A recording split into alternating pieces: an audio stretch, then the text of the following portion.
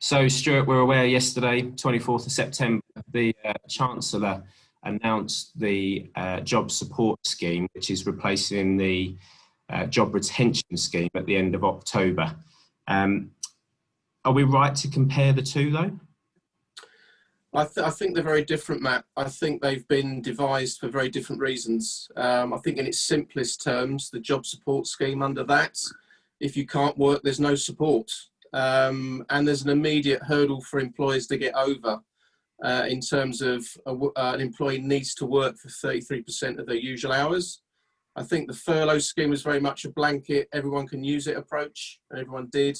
But this is completely different. For me, this is all about viable jobs. They're definitely moving towards these viable jobs.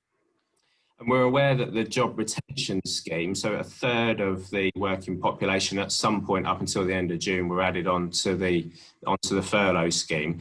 This system, the JSS, seems to be driving the 10% of the working population that was still on furlough leave at mid-September. It seems to be driving them back into work, would you suggest?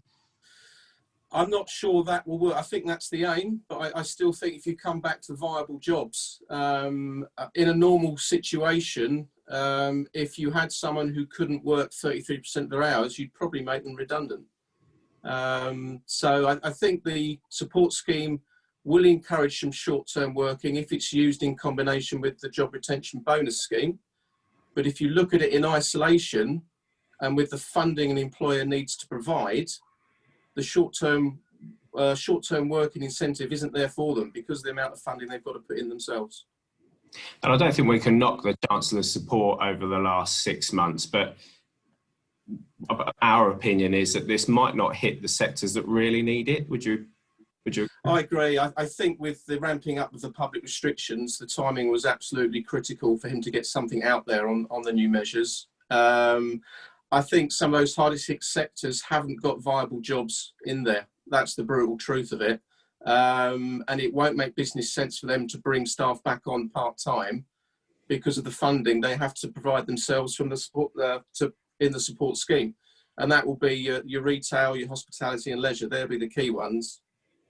And do you think the job retention bonus is a big enough incentive to hold people on using this scheme as well? I think there will be some benefit from that. I think, the short-term working arrangements will work, but only in conjunction with that. I think if you look at it in isolation, it's not really a short-term working arrangement like they have in Germany, for instance.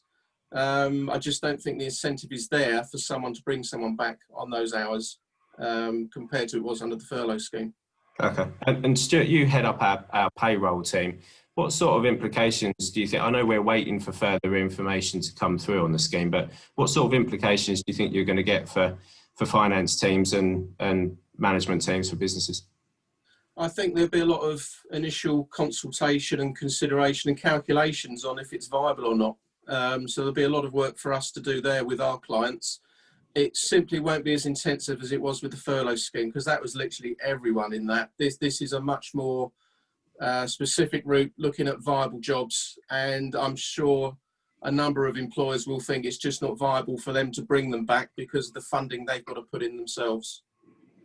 And we're presuming that on a technical basis, relatively difficult to key, or do we think it would be simple? We know that there's got to be short-term contracts that have got to be for at least 7 days, so there's going to be a bit of paperwork and a bit of contract management within that.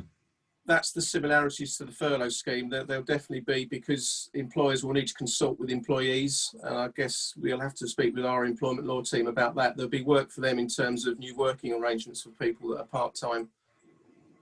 So if you need any further guidance on the job support scheme or anything regarding payroll or HR and employment law, then feel free to pick up with Stuart. His contact details will be on the screen.